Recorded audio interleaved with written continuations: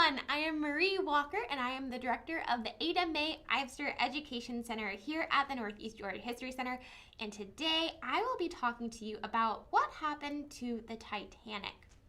Now, the White Star Line ship, the RMS Titanic, set sail from Southampton, England on April 10th, 1912, and at the time it was the largest, most luxurious ship ever to set sail in the ocean.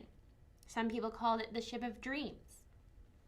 The first-class bedrooms and parlors were decorated to resemble rooms in mansions and palaces.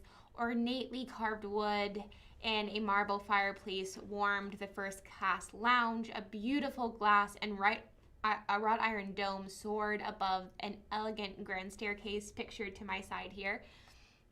The dining salons for second and third class passengers were better than those on other ships. Still, those in first class would have the most choices. Aside from the opulent dining saloon, where the wealthy would enjoy 11-course meals seated among lead glass and classical statues, they also might eat at the small deluxe a la carte restaurant. No expense was spared on the Titanic, at least for decoration. There was a smoking room for men in first class, which featured stained glass windows and mahogany panels inlaid with mother of pearl. A reading room with delicate furniture was designed for women passengers in first class.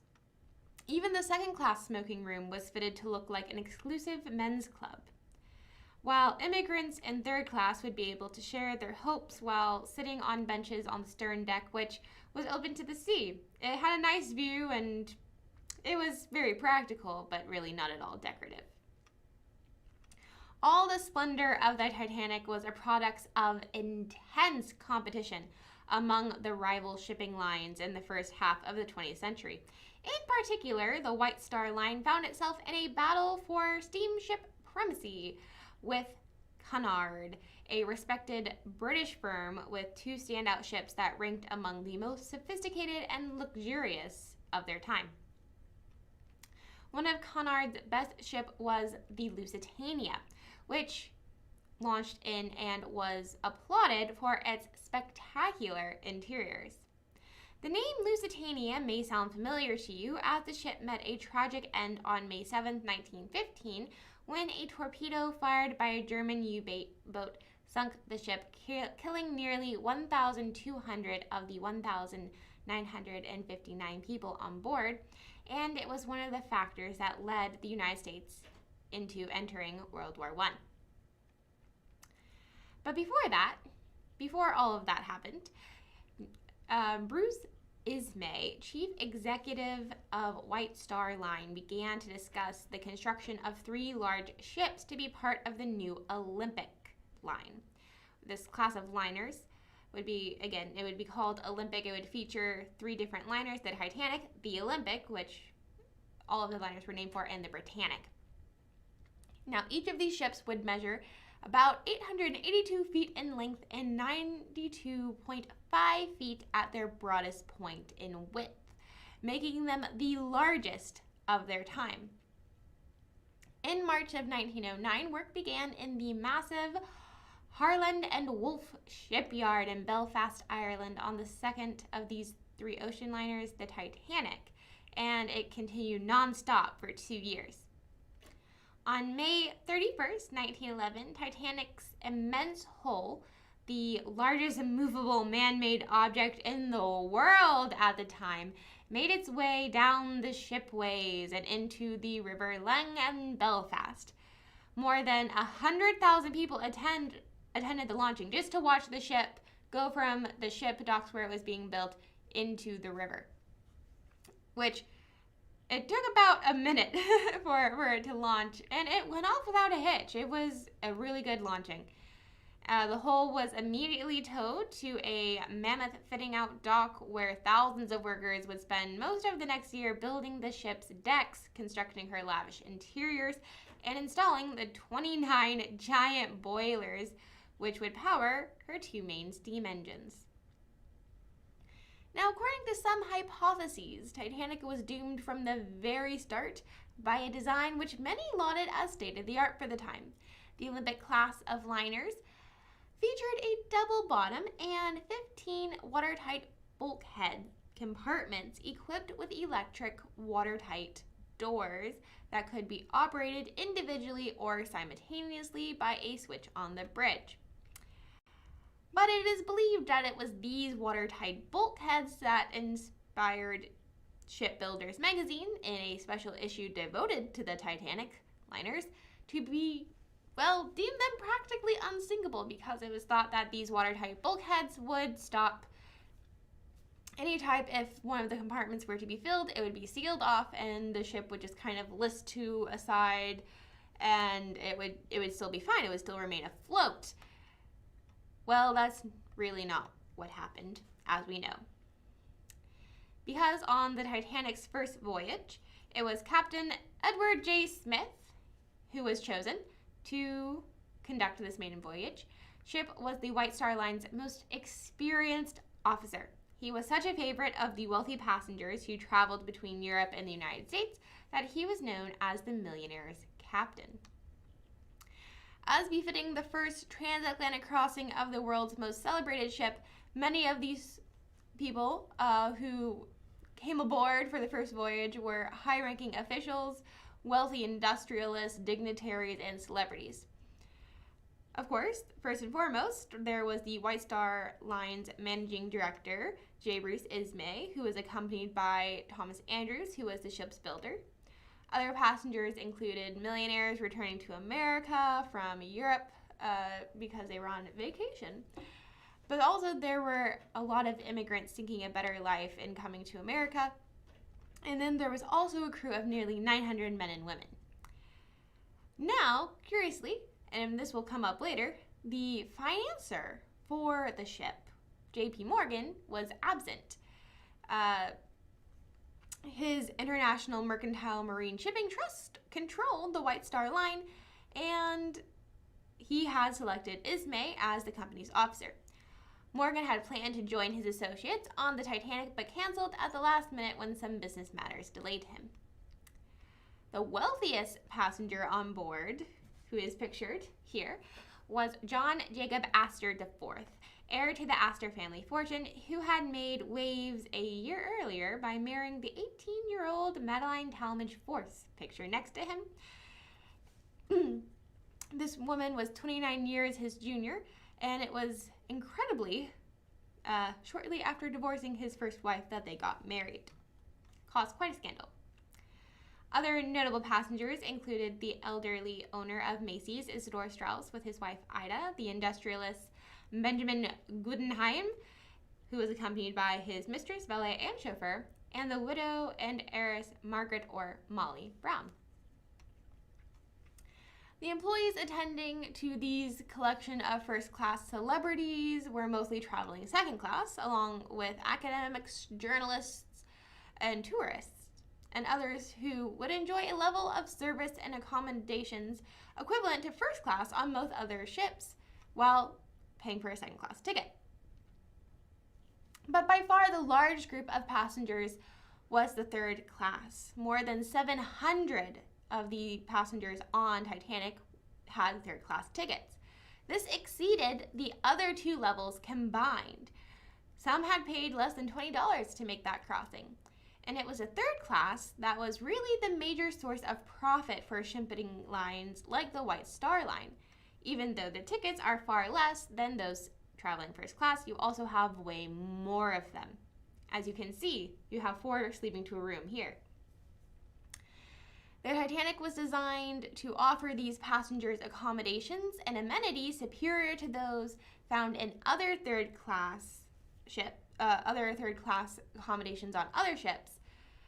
So, even though this is by no means as luxurious as the first class, it was better than third class in other ships. And that was really their selling point. Now, the Titanic's departure from Southampton on April 10th, 1912 was not without some oddities. There was a small coal fire, which was discovered in one of her bunkers, an alarming but not uncommon occurrence on steamships of the day. Stokers hosed down the smoldering coal and shoveled it aside to reach the base of the blaze. After assessing the situation, the Captain Smith, and the chief engineer concluded that it was unlikely that this fire had caused any damage that could affect the whole structure, and the smokers were ordered to continue controlling the fire at sea.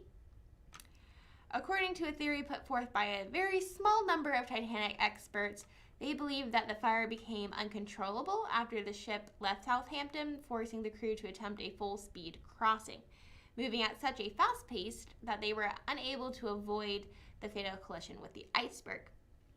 Now, of course, it is a theory, but it is not a widely accepted theory. Also, among some unsettling events which took place when the Titanic left the dock, as she got underway, she narrowly escaped a collision with America's line SS New York. Now, superstitious Titanic buffs sometimes point this occurrence out as probably one of the worst kinds of omens for a ship departing on her maiden voyage. Now, on September 14th, after 4 days of uneventful sailing, Titanic received sporadic reports of ice from other ships, but she was sailing on calm seas under a moonless, clear sky. No one was really that concerned. They're getting, of course, ice reports and warnings of icebergs quite commonly as they're sailing through the North Atlantic in April. But at about 11:30 p.m., a lookout saw an iceberg coming out of a slight haze dead ahead, and then rang the warning bell and telephoned to the bridge. The engines were quickly reversed, and the ship was turned sharply. Instead of making a direct impact with the iceberg, Titanic seemed to graze along the side of the iceberg, sprinkling ice fragments on the forward deck. But no one really sensed that there had been a collision. The lookouts were relieved. They thought they had, narrowly escaped, crashing straight into this iceberg. But they had no idea that the iceberg had what is now considered to be a jagged underwater spur which slashed a 300-foot gash in the hull below the ship's waterline. By the time the captain toured the damaged area with Harold and Wolfe's Thomas Andrews' team, 5 compartments were already filling with seawater, and the bow of the doomed ship was alarmingly pitched forward. And this allowed the seawater to pour from one bulkhead to the neighboring bulkhead compartment and back and back and back. The watertight bulkheads did not actually extend to the top of the ship. They did not actually extend all the way to the top where they needed to be, and therefore the water could spill over them, which is very, very bad. Andrews did a quick calculation and estimated that Titanic might remain afloat for an hour and a half, perhaps slightly more. And at that point, the captain, who had already instructed his wireless operator to call for help, ordered the lifeboats to be loaded. The Titanic was going to sink. But there was an inadequate number of lifeboats carried on the Titanic for the number of people aboard. There were only 16 lifeboats plus 4 collapsible lifeboats. So 20 in total, and these 20 lifeboats could accommodate just 1,178 people. Titanic could carry up to 2,435 passengers and then also had a crew of about 900, which brought her total capacity to more than 3,300 people. They don't have enough for even really barely half. Now, while this number of lifeboats is unthinkably inadequate for today's standards, Titanic's supply of lifeboats actually exceeded the British Board of Trade's requirement at the time. A little more than just an hour after contact with the iceberg, a largely disorganized and haphazard evacuation began with the lowering of the first lifeboat. The lifeboat was designed to hold 65 passengers, but it left with only 28 on board. Tragically, this was the norm. During the confusion and the chaos during these precious hours before Titanic plunged into the sea, nearly every lifeboat could be launched was woefully underfilled, some with only a handful of passengers. But in compliance with the law of the sea, women and children were boarded into the boats first, and only when there were no women or children nearby were men permitted to board. There was also some trouble getting the lifeboats off the Titanic. Lifeboat 15 and Lifeboat 13 almost collided. Lifeboat 13 was already in the water, but had drifted under Lifeboat 15. That was being, lowered on top of it. They had not dislodged the ropes on either of them yet, which were holding them in place. Some of the few men who were in Lifeboat 13 stood and pushed against the Lifeboat 15, which was about to crush them. Then some quick-thinking crewmen found a knife and severed their ropes, which had prevented Lifeboat 13 from moving away, and they rode out of danger just in the nick of time.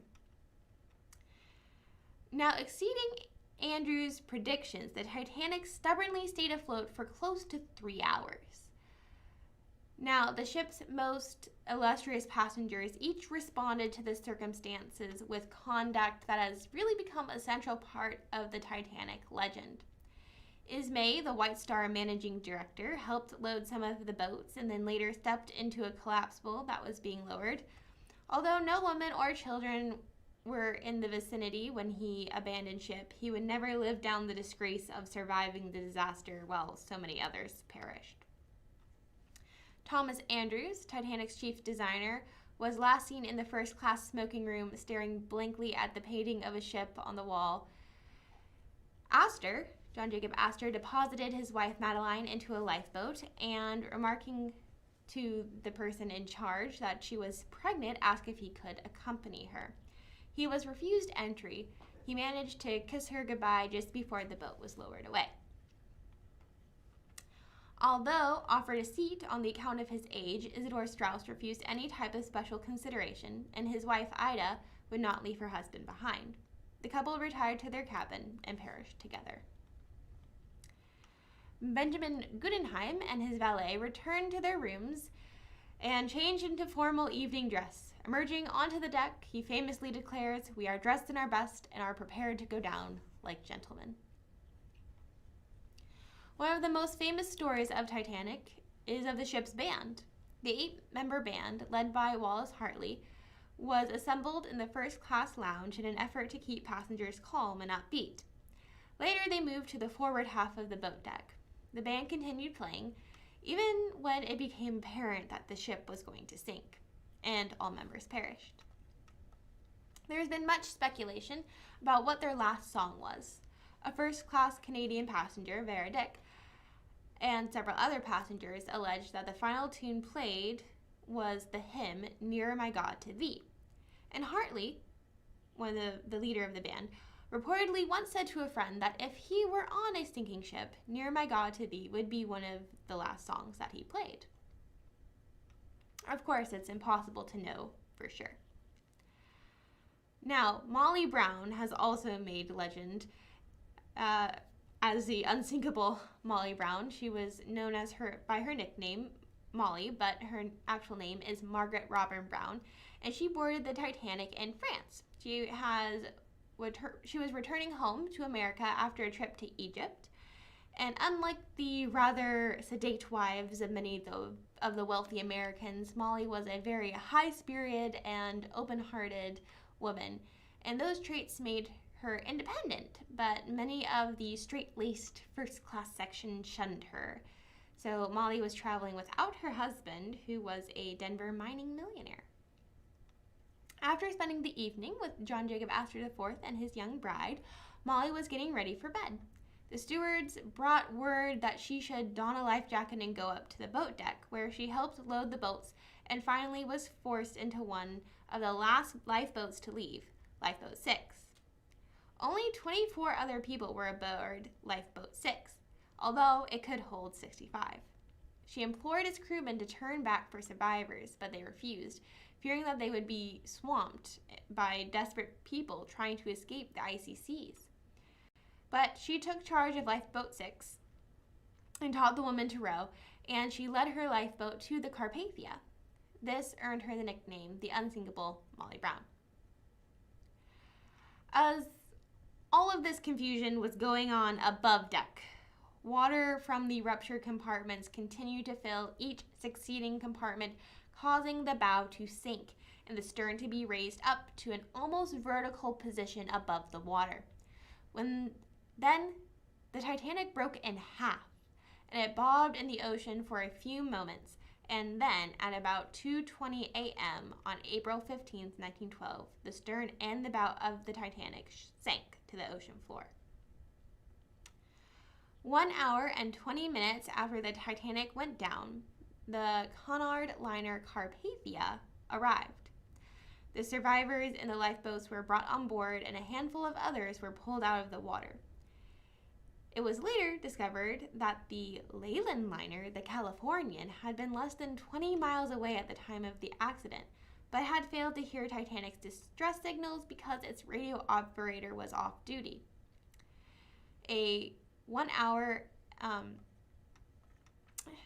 So, after all of the lifeboats were brought and unloaded, they realized that only 705 people had survived the sinking of the Titanic.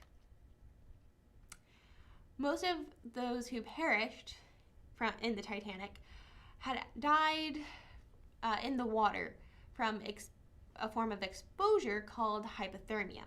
Their internal body temperatures became too low to support basic body functions, and the victims shivered, they grew pale and sleepy, and then their breathing slowed and their heartbeat gradually slowed down as well.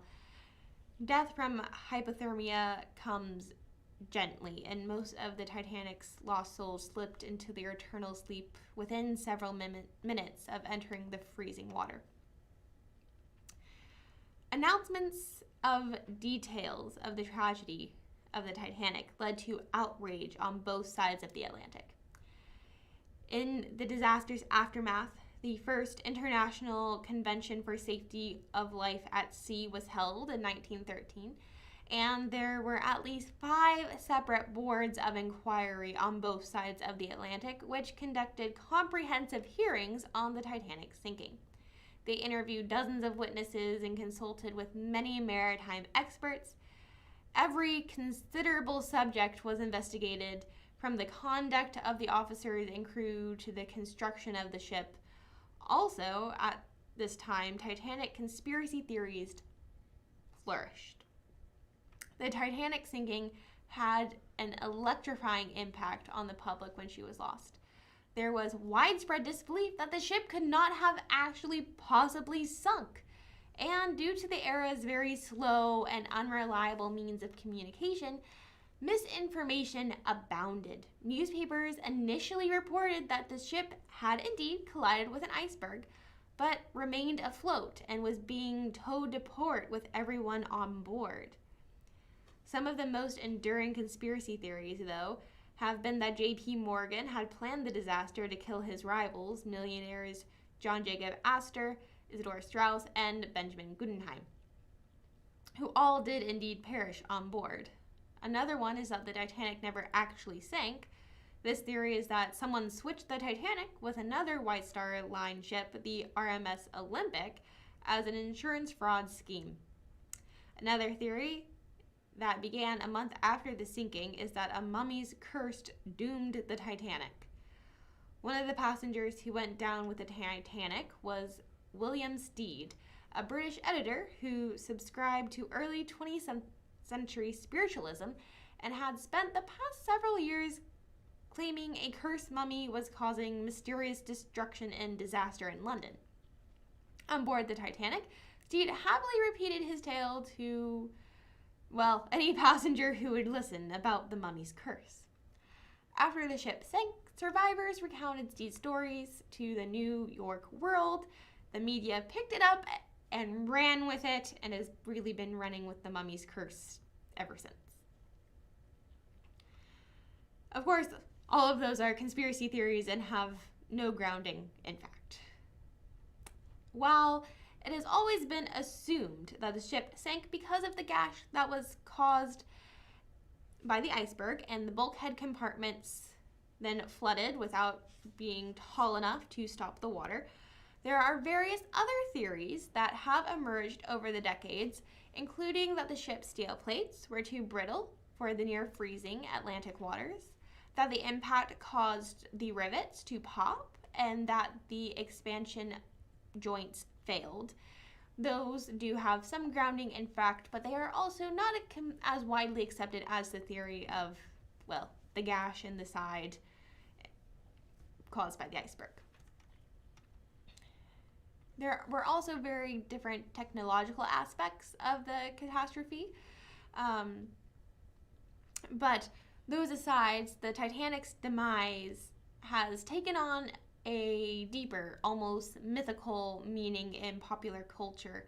Many view the tragedy as a morality play about the dangers of human ambition. Titanic's creators believed that they had built an almost unsinkable ship that could not be defeated by the laws of nature, but in that they were tempting fate and lost. The sinking of the Titanic was also a glaring example of class inequality, as 60% of the first-class passengers survived, 42% of the second-class passengers survived, 25% of the third-class passengers survived, and 24% of the crew of the Titanic survived the sinking, most of these being women and children in all classes. The ship historian John Mark the Tone Graham has compared Titanic's story to perhaps a more recent event, and that is the Challenger space shuttle disaster of 1986. In that case, the world reeled at the notion that one of its most sophisticated inventions ever created could explode into oblivion along with all of its crew. Both tragedies, the Titanic and the Challenger, triggered a sudden collapse in confidence, revealing that we as humans still remain subject to human frailties and error, despite our ambition and also our stubborn belief in that, well, technology is reliable. The Titanic has left a vast legacy in terms of legality and in pop culture. There were many boards of inquiries into the sinking of the Titanic, but there were no prosecutions or trials. In 1912, there were few laws that governed travel and shipping by sea, and Titanic had broken no laws. But because of the tragedy of the Titanic, new laws were put in place. These included that every ship must have a lifeboat seat and a life vest for each person on board, that everyone aboard must participate in at least one lifeboat drill to practice evacuation procedures. If you've ever been on a cruise ship, they still do that to this day because it's important that you don't have a repeat of the Titanic. There must be also a 24-hour radio watch, and that means that every ship's crew must have enough wireless operators for round-the-clock transmissions. Later, in 1914, the U.S. Coast Guard created an international ice patrol. These officers find, note, and track the movement of ice fields in the Northwest Atlantic. They also conduct a Titanic memorial service each year on April 15th. As early as 1914, there were also people who dreamed and schemed to find the Titanic and raise it in one piece. Some imagined lifting the wreck by attaching helium-filled bags to the hull. Others wanted to fill the ship with ping pong balls. But more practically, oceanographers hoped to find and perhaps just take photographs of the lost ship. But the final resting place of the Titanic remained a mystery. There were early attempts to find the ship, but these failed. But In 1985, the American underwater geologist Robert Ballard used new inventions to conduct a search. He had a camera sled and a remotely operated vehicle called Argo. And on September 1st, Argo found a debris field. The scientists guessed that it had found, well, the Titanic. And then when the underwater camera focused on the enormous boilers, well, the scientists believed and realized that what they were looking at was the Titanic. These scientists also realized that the ship had split into two large pieces, and they were more than 600 yards apart on the ocean floor. The pieces also faced in opposite directions. This confirmed eyewitnesses' accounts that while it was very hard for many off in the lifeboats to see, they heard a very loud cracking sound that they did believe that the Titanic had split in two. But this indeed confirms those. Discovery of the wreckage of the Titanic, it really re-sparked a fascination with the tragic ship. Because there have been countless films, books, musicals, songs, computer games, and websites focusing on the story of the Titanic. And these started just a month after the Titanic sank, and they really haven't stopped. They've just kind of gone in waves.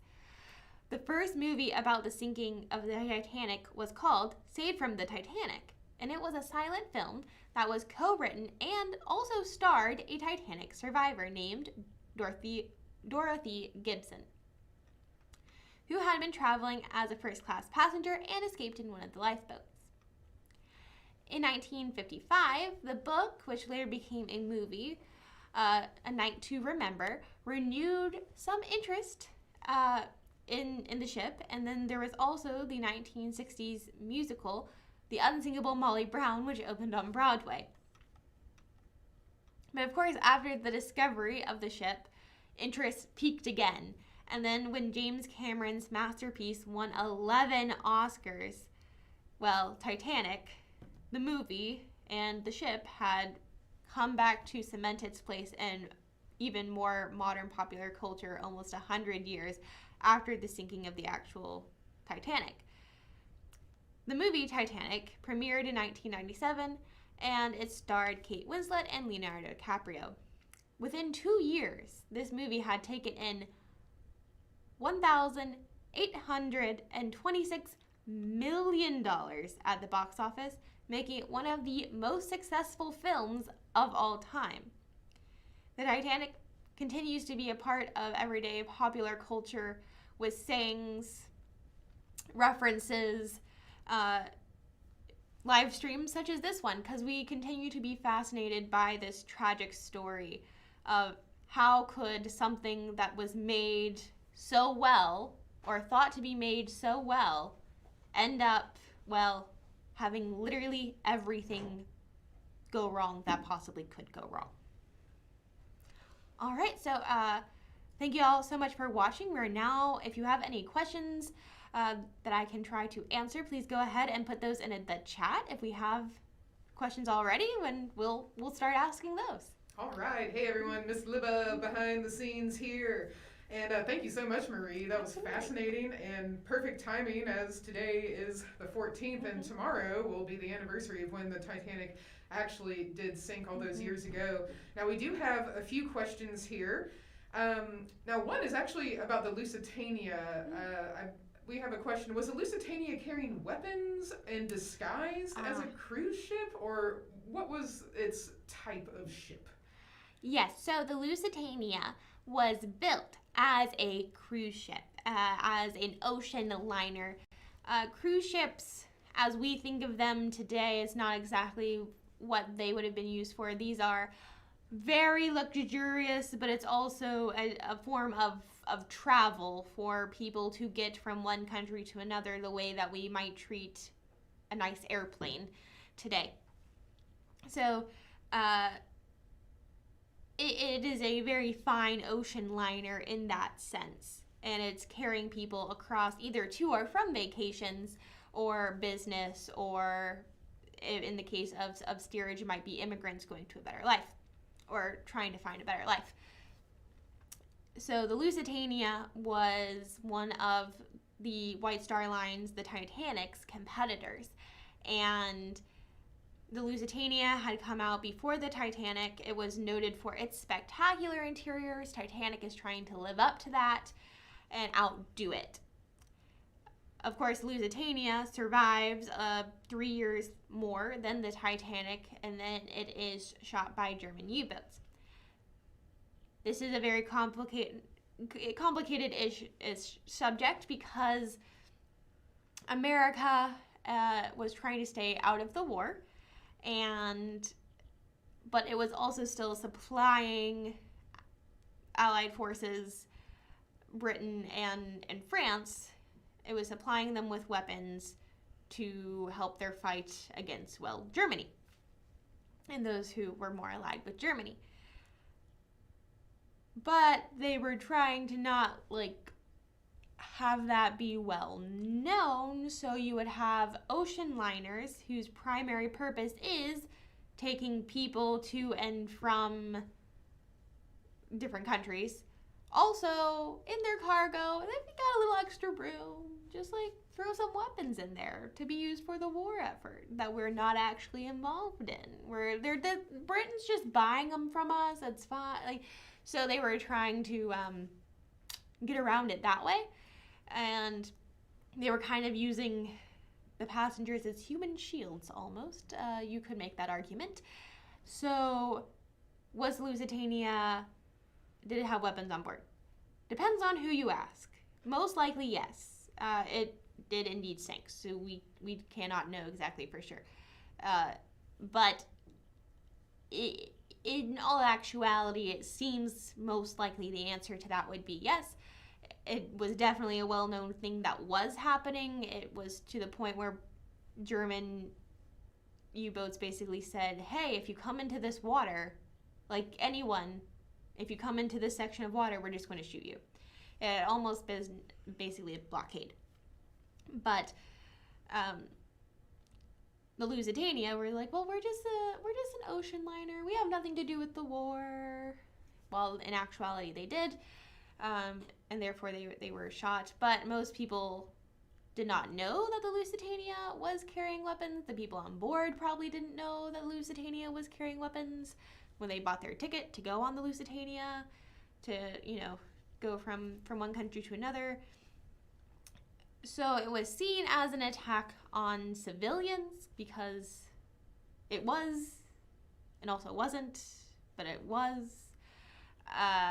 And therefore people were very, very, very upset about that. They were outraged in Britain and in America, and it was one of the factors that started America on the path to entering World War I. All right, thank you for that clarification.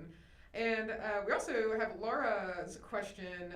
Laura is wondering, what would people have worn on the ship? Now, I know we have different classes of folks, so maybe you could talk about the types of fashion that perhaps the wealthiest might wear, and then what kind of fashions would the other classes wear as well? So we have very distinct social classes on the ship, to the point where basically they have bought their social class standing on the ship with a first, second, third, or working class passage. So of course the wealthy, they're going to be wearing incredibly nice outfits. They are probably going to change several times a day. They'll have perhaps a morning outfit, they'll have an afternoon outfit, and they will definitely change before they go to dinner. So they might have different outfits for different activities, different times of day. And of course, their dinner outfits, they're going to dress up and be very, show their wealth with their clothing, especially when they go to dinner, because that's when they're going to go rub elbows with all the other rich and famous people. You want to show off, you want to wear your jewels.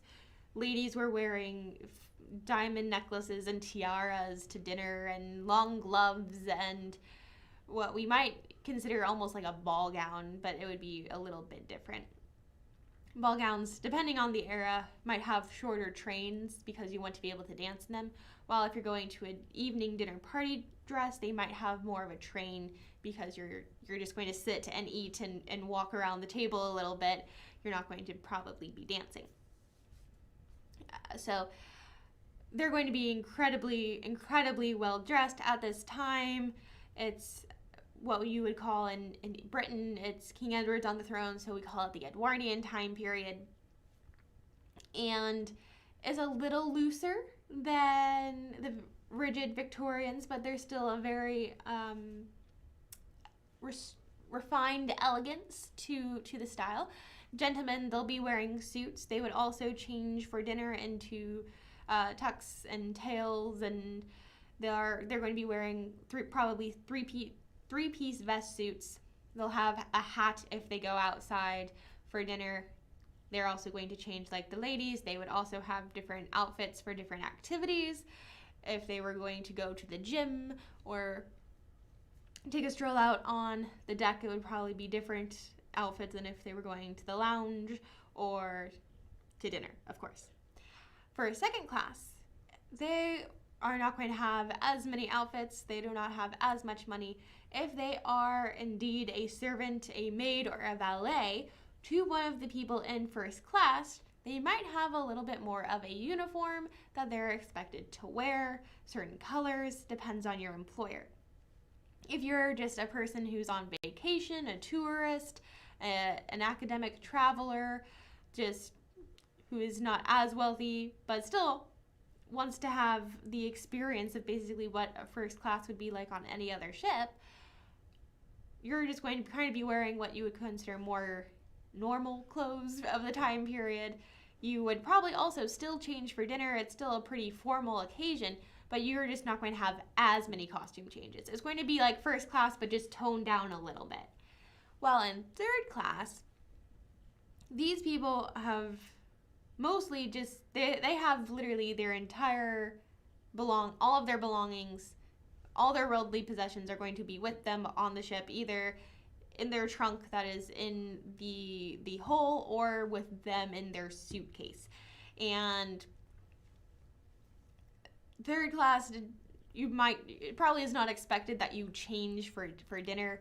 It's not expected that you change when you go and you walk around or you go to the different areas, because you really don't have as many areas as a third class passenger. You have your room, you have where you eat, and you have the ship's deck that is just the portion of the deck that is third class, and you can't go to all of the other places that are well for the first and second class people. So it's far more restrained. You're not going to have as many places to go. You're not going to have as many clothes to change into. They're probably going to be, well, working clothes that are very, very practical in the sense that, like, well, you need to work because you're going to go to America and you're probably going to have to work to survive. So it's going to be far less ostentatious. Now you mentioned going to the gym or walking on the deck, but what other kind of recreational activities were available on board the ship? I guess I'm particularly interested in the ones of the wealthier class Yes. that would have this available to them. Yes, so the wealthy class are going to have pretty much everything available to them.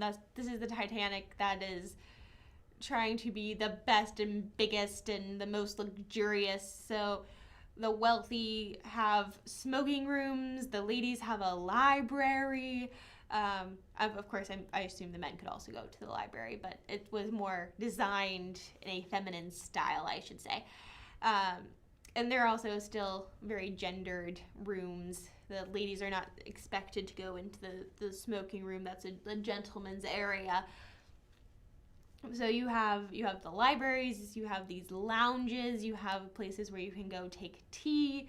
There's different places for you to eat. Of course, there's the dining hall, but there's also this a la carte restaurant that's very fancy. You can take a turn about the ship's deck. There's also a gym that has rowing machines and a mechanical horse and all of these newfangled recreational activities for people. This is kind of mid-Victorian, so mid-1800s is kind of when people start exercising for the sake of exercising, because up until that point, it seems kind of silly when you're working on a farm all day that then in your spare time, you're going to go out and run around for no apparent reason.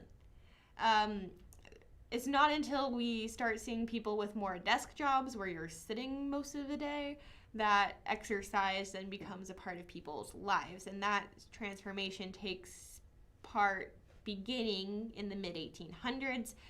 And they're starting to come up with some new interesting ideas of how to exercise, which the gym on the Titanic has access to for the wealthy. So there's all of these things. Of course, I'm sure there's like areas that were for dancing. There's areas for religious services. Pretty much the Titanic has. They're trying to have everything that available to these wealthy customers. Now, Sheila on Facebook brings up an interesting question, asking, is there a connection between Titanic and the book Titan? And I just looked that up because I wasn't familiar with that, but there's The Wreck of the Titan is a novella by Morgan Robertson. Have you heard of this, Marie? Oh. There are apparently many uncanny similarities to the plot that was written in 1912, or actually originally written in 1898 and revised in 1912. I mean, an iceberg, talking about lacking lifeboats. I mean, it's almost a predictive of the Titanic, and of course the name Titan and Titanic. Very similar. Yes, there is ideas that this book was written basically predicting the Titanic's tragic demise, and there are many uncanny similarities between the two. Of course, there's how it's not unthinkable that because the Titanic actually had more lifeboats than they actually were required to have. So if you just look at the requirements for people to have, any ship to have lifeboats, there's not going to be enough for the amount of people on board. And then also, there's a lot of icebergs in the North Atlantic at this time of year. This isn't a common occurrence because, of course, we are still talking about the Titanic to this day. But is it an unthinkable occurrence? Today, no, because we had the Titanic to where we set up rules and regulations to where we're trying to make sure it doesn't happen again. But in the early 1900s, it's not an unthinkable set of circumstances, perhaps. But yes, it's incredibly uncanny, the amount of details that the book Titan does get right about the Titanic sinking. Now, one of our YouTube viewers asks, what was the reaction of the sinking from the East or Asia or just outside of the Western world? Was this known throughout the world, and what was the reaction? It was mostly because of where it set sail from and where it was set going to. It was mainly the focus of, Western and America. Of course, you did have immigrants that were coming from Southern Europe, the southern part of Europe, Western Europe, some parts of the more upper Middle East on there. So, of course, if you knew someone who was on the ship, that's going to affect you. But it was not as much that I can tell. It really did not affect the non-Western / Americas as much, and did not go into their pop culture and into their legal system in the way that it affected the Western world. And Larry on YouTube asks, how are conditions for third-class passengers comparable to other ocean liners? So you mentioned that those classes might be a little bit better on the Titanic, but what would have been typical on an ocean liner of around the same time as the Titanic for third-class passengers? So for third-class passengers, it's still very, very basic, but it's like a nicer basic. We showed pictures of the rooms. Most of them seem to be about 4. There's about 4 to a room. It's bunk beds. It's practical. It's not at all decorative like the first, second class are having. It's very much a very large break and gap, and it's also lower in the ship, and of course not as many amenities at all. But it's still much nicer than on some other ships, some other places that's just a large room, and that's where you're at. If you want a third class passage on a ship, you're just in the hull. It's just a large room with everyone kind of crowded around together. Or you might have bunk beds, but it's just a giant room with some bunk beds in it. And that would probably be like worst case scenario on a ocean liner, and that's probably going to be a little bit before the time period that the Titanic has. At this time, ocean liners are figuring out that they can make a bunch of money and still be like really nice service to upper class people and really make their money off of shuttling immigrants back and forth. So they are going to try to make their accommodations nicer because they want those third class tickets to come to them. And if they are nicer and reasonably affordable, well, then you're going to get the most business and lots of business. So going back to probably around like the late 1800s, it's just a giant hole. It's not great. It's really bad. It kind of stinks, like physically and literally, just like stinks, because you just got a bunch of humans down there, and they're probably seasick because they're in the bottom of a boat, and it's not fun. But as we move into the 1900s up till 1920-ish, that's when we start seeing, that's kind of like the end of large European immigration to America. We see boats getting nicer steerage passage, and Titanic is one of those boats that definitely is trying to entice steerage passengers, third class passengers, to them because they have nicer accommodations, such as this is your room and you have a bed and you will be fed a nice meal, and look, there's also like a place for you to go and get fresh air. Yeah, I'll take that instead. And I think we'll end on this question. So, of course, most of us have seen James Cameron's Titanic. And we've learned that there's a lot of research that went into it and a lot that was historically accurate. But we're wondering, what did James Cameron or what did Titanic get wrong? Is there anything that when you as a historian watching Titanic that you were perhaps disappointed by or noticed that was incorrect? Most of it's really, really good, to the point where they have like little tidbits of research everywhere, and it almost sinks in real time in the movie. I've sat there with my little timeline and gone through and checked the boxes as the ship is sinking. I think the costumes are also really good and just beautifully designed, but also well thought out, historically accurate, as well as the hairstyles as well. The only thing that is glaringly obvious, not even as a historian, but just as a human being, them running through the cold water. I don't think, like, you just can't run through that cold water and move so quickly and not be affected by it, where everyone else is dying of hypothermia within minutes. Yeah, so I think that's probably one of the most glaringly obvious things. And finally, maybe we could conclude with, what started your fascination with Titanic, and we'll conclude with that today. I think the movie by James Cameron definitely started my fascination with Titanic, and then seeing how accurate or inaccurate that was, most of which is nice to kind of figure out, like, oh, most of this is rather accurate. That's really cool that they put so much research into it.